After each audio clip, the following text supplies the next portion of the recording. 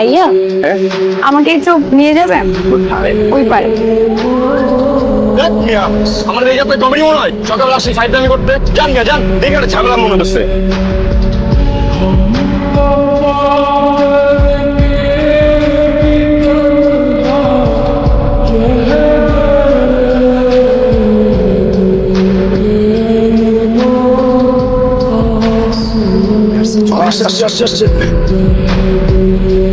দেখলি একটা মেয়ের জন্য মানুষ কতটা ডেসপারেট হইতে পারে। আর এটাকে ভালোবাসা বলে, তাই না?